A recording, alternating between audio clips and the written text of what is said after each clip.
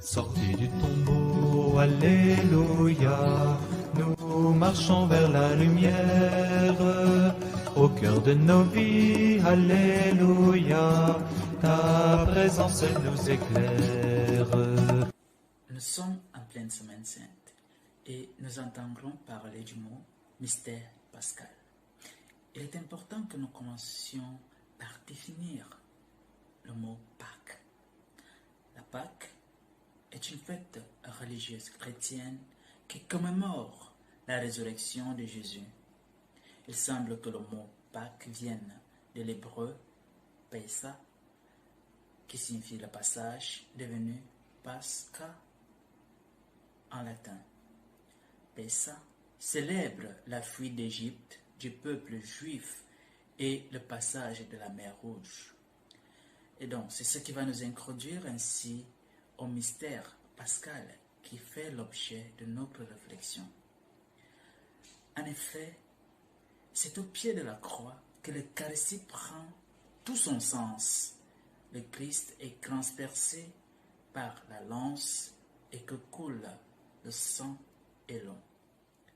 Le symbole ici est représenté par le sang et l'eau qui coulent de son côté transpercé. Lui, le nouvel Adam, endormi sur la croix. Avec la mort, la résurrection, l'ascension de Jésus est un facteur vecteur du salut. C'est une continuité de l'Église qui est le fruit de l'œuvre du Christ et du Saint-Esprit obtenue par lui. L'Église est née ainsi de la tradition pascale. Sa mission est de s'étendre dans le temps sur tous les hommes qui en sont les fruits. Le mystère pascal est l'événement du Christ qui a son sommet dans la mort et la résurrection. C'est la nouvelle alliance qui est le fruit nouveau et éternel.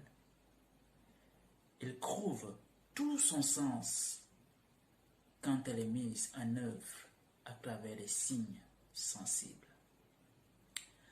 Toutes ces actions liturgiques et d'une manière particulière, les sacrements sont des rites de mémoire.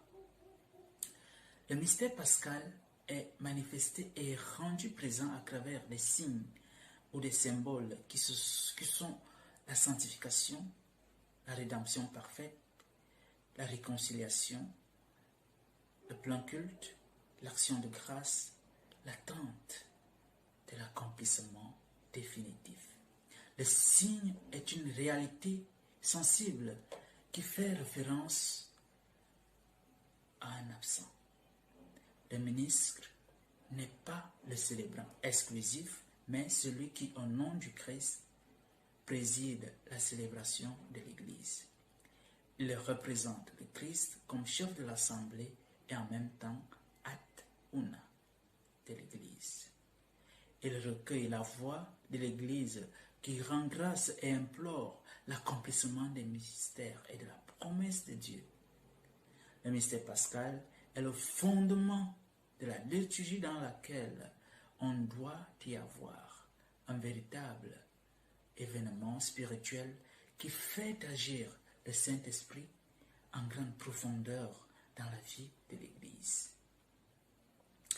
Ceci se vit avec différentes nuances selon les communautés. Et donc, la grande interpellation qui naît de la constitution conciliaire est, je crois, de rester fidèle à cette sacralité du Christ pascal. Bonne fête de Pâques à chacun et à chacune. Alléluia, ta présence nous éclaire.